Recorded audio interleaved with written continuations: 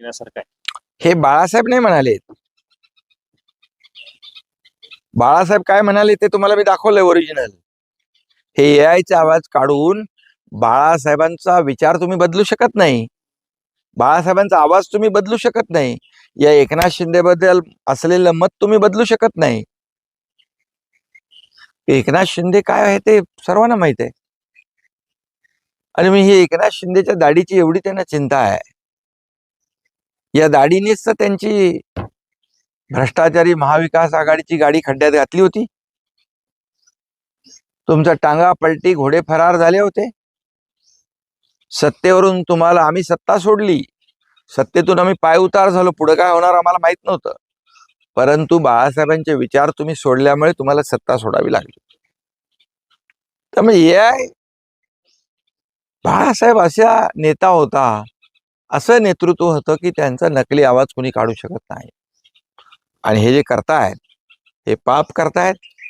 आणि यांना वाटतंय की बाळासाहेबांचा आवाज काढून आम्ही जे काही आम्हाला सोडणारे लोक आहेत, आमच्या विचारधारेला सोडून चाललेत, ते थांबतील. बिलकुल त्यांचा तो भ्रम आहे. साहेब, काल याच दरम्यान संजय राऊतांनी सुद्धा भाषण केलं. त्या ते जाऊ दे, त्यांच्याबद्दल मला काय, आमचे प्रवक्ते वक्तव्य महत्व म्हणजे तुमच्यासाठी सांगायचं झालं तर ठाण्याची रिक्षा आज गावाला गेली आहे. का गेली, अमावस्या आहे का पौर्णिमा हे माहित नाही, मात्र तुम्हाला माहित आहे ना काय झालंय ते इकडे. तुम्ही कालपासून आहात ना इकडे. अगदी. पण त्यामुळे मी गावी आलो की लोकांना चिंता असते, गावी का गेला. मी शांत बसलो की लोकांना चिंता असते. अरे गाव माझं आहे, मला गावात, अरे त्यांना गावं नाहीत म्हणून कुठे जात नाहीत वाटतं. ते जातात कुठे, लंडन बिल्डन, इकडे कुठे कुठे जातात. मी गावी येतो, गावी आलो की मला माझी लोक भेटतात. माझी नाळ या मातीशी जुळलेली आहे. आज मी या गावासाठी, या संपूर्ण पंचक्रोशीतल्या भागासाठी विकासाची कामं करतोय. बघताय तुम्ही सगळे, विकास सुरू आहे. माझी संकल्पना आहे, या संपूर्ण पंचक्रोशीतला तरुण नोकरीसाठी, रोजीरोटीसाठी आपलं गाव सोडून बाहेर जाता कामा नये, एवढं आम्ही त्याला इथं तयार करून देणार. म्हणून ते विकास सुरू आहे. आज अनेक योजना आपण करतोय. आज नवीन महाबळेश्वरची संकल्पना पुढे आली आहे. 392 गावं आणखी आली आहेत. हा विकास.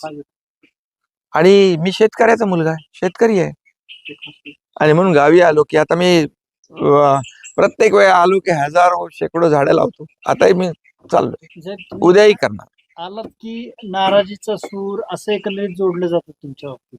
हे नाराज झाले साहेब म्हणून नाराज झाले म्हणजे मी गंभीर झालो तर गंभीर का झालो, मी हसलो तर का हसलो, मी गावी आलो तर का गावी आलो. एक संशोधनाचा विषय त्यांना मिळालेला आहे आणि मला वाटतं त्याच्यावर संशोधन करत राहावं त्यांनी. मी माझं काम करत राहतोय. चिंता त्यांना लागते, पोटदुखी त्यांना होतीये, त्यामुळे ते हा त्यांचा विषय. साहेब, राज ठाकरेंनी आज एक ट्विट केलंय की जे अभ्यासक्रमामध्ये हिंदी भाषा घेतली जाते आणि ती सक्तीनं जर केली गेली त्याची हिंदी भाषा शिकवण्याबाबतची, तर त्याला विरोध राहील अशा पद्धतीनं त्यांनी ट्विट केलं. हे मला माहिती नाही, मी पाहून घेतो. वक्फ बोर्डाच्या ह्या निकालाला सुद्धा, निर्णयाला सुद्धा न्यायालयानं स्थगिती दिलेली आहे. वक्फ बोर्डाच्या तो काय निर्णय संसदेत घेतला निकालामुळे ठीक आहे, आता कोर्टाच्या निर्णयाच्या विरुद्ध कोणी, आम्ही कोर्टाचा निर्णयाचा आदरच करतो आम्ही.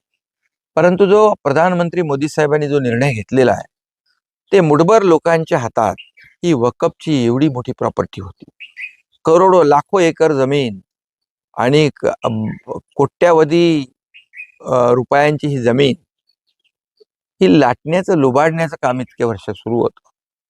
याचा फायदा सर्वसामान्य गरीब मुसलमानाला, मुलांना, महिलांना झाला पाहिजे, ही त्याच्यात भूमिका होती.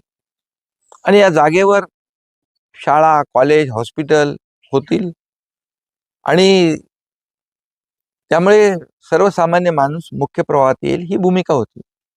त्यामुळे आता ठीक आहे, कोर्टाचं पुढे काय होईल ते.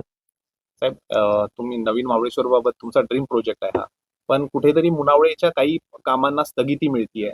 काय म्हणजे हे ऍक्च्युली प्रोसेस प्रमाणे कामं घेतली गेली नाही, बिलकुल काही कुठल्याही मुनावळ्याच्या कामाला स्थगिती मिळणार नाही. काही परवानग्या राहिल्या असतील त्या परवानग्या घेतल्या जातील. शेवटी सरकार पर्यटनाला चालना देणार सरकार आहे.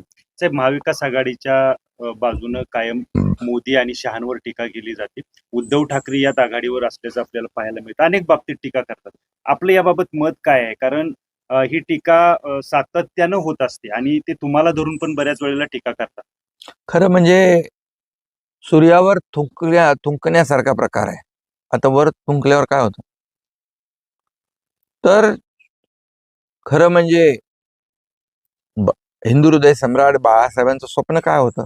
ते म्हणायचे, मला एक दिवस प्रधानमंत्री करा, मी अयोध्येमध्ये राम मंदिर बांधेन, काश्मीर मधलं 370 कलम हटवेन. कुणी केलं ते? अयोध्येमध्ये राम मंदिर वही बनाएंगे, तारीख नाही बताएंगे, असं मस्करी आणि टिंगल कोण करत होते? हेच करत होते. ते काम देशाचे प्रधानमंत्री नरेंद्र मोदीजींनी केलं आणि 370 कलम हटवण्याचं काम मोदीजींच्या मार्गदर्शनाखाली गृहमंत्री अमित शाह साहेबांनी केलं. उलट त्यांना धन्यवाद द्यायला पाहिजे. परंतु ही जी काय पोटदुखी आहे आणि बाळासाहेबांचे जे विचार, जी स्वप्न पूर्ण केले, त्यांना धन्यवाद द्यायचे ऐवजी, त्यांचे आभार मानायचे ऐवजी त्यांच्यावर टीका टिप्पणी शिव्याशाप देण्याचं काम जे लोक करतायत, त्यांना जनता धडा शिकवेल.